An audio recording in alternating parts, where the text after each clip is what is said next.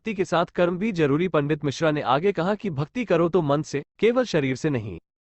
एक लोटा जल भी चढ़ाओ तो मन से चढ़ाओ। जिस तरह बच्चा दबाव में पने का दिखावा तो करेगा पर ज्ञानार्जन नहीं कर पाता, उसी तरह केवल शरीर से भक्ति का दिखावा करने पर महादेव नहीं मिलेंगे।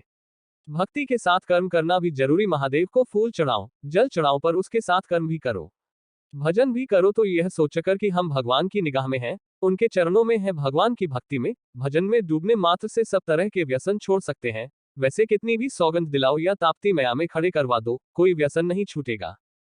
परिवार की एकता में ही परम सुख। मिश्रा ने बताया कि कभी किसी बात का अहंकार नहीं करना चाहिए। इस सामूहिकता व परिवार की एकता में जो सुख है वह कहीं नहीं है। परिवार में रहने से परिवार के किसी पुण्य वाले सदस्य के भाग्य के सुख सबको मिलते हैं। उन्होंने आगे कहा कि स्वर्ग नर्क यही है। यदि पति पत्नी अच्छे हैं, बच्चे अच्छे हैं, माता पिता अच्छे हैं, शरीर अच्छा है, तो यही समझना होगा कि हम स्वर्ग में ही हैं। आज यहाँ हम बैठे हैं, माँ ताप्ती का नाम ले रहे हैं, श्री शिवाय नमोस्तुभ्यम जप रहे हैं, तो यही स्वर्ग है। संयुक्त परिवार में रहने पर भाग्य तत्व प्रबल हो जाता है। मां ताप्ती ने कराया हस्तिनापुर का अकाल खत्म। पंडित मिश्रा ने बताया कि जिस घर में पूजन होता है वहां कभी अकाल नहीं आता।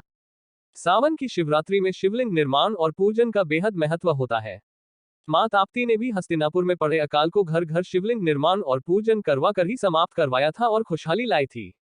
पंडित मिश्रा ने आज शिवलिंग पूजन के लाभ भी बताए, साथ ही यह आह्वान भी किया कि कोई कितना भी बहकाए, हम बहके नहीं और पूजन जारी रखें। भगवान की भक्ति का सुख साधारण नहीं है। शिव कथा सुनने के लिए हम जितने कदम चलते हैं, उतने यज्ञ का फल मिलता है।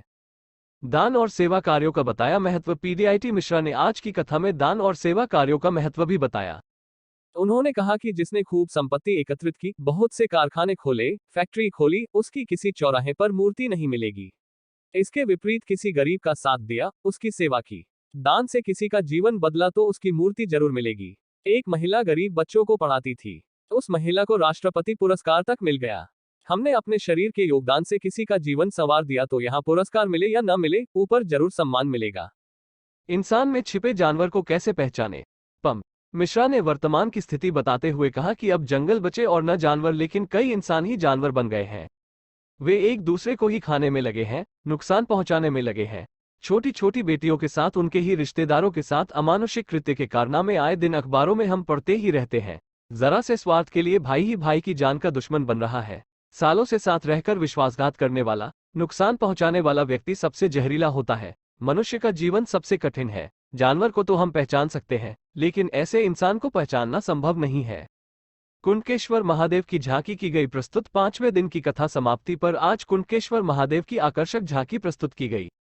इसके पश्चात आरती हुई। आज की आरती राजा केदार परिवार, सुरेंद्र सोलंकी, सदन आर्य, अनिल सिंह कुशवाहा परिवार, जिला एवं सत्र न्यायाधीश बैतूल, मयंक भार्गव, समाजसेवी राजेश आहूजा, देवी सिंह ठाकुर, मोहित गर्ग, प्रवीण गुगनानी, दमोह नपाध्यक्ष किरण खातरकर, अभिषेक अग्रवाल, अनुज तोमर, कमलेश धोटे, मलखान ठाकुर के द्वारा की गई।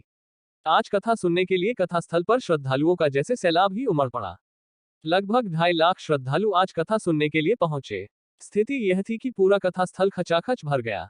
भोजनशाला बना रही सेवा का कीर्तिमान। कथा स्थल पर चल रही भोजनशाला कथा सुनने आने वाले श्रद्धालुओं की सेवा का लगातार कीर्तिमान बना रही है। कथा शुरू होने के बाद से भोजनशाला में रोजाना लगभग 1 लाख श्रद्धालुओं को नाश्ता और भोजन कराया जा रहा है।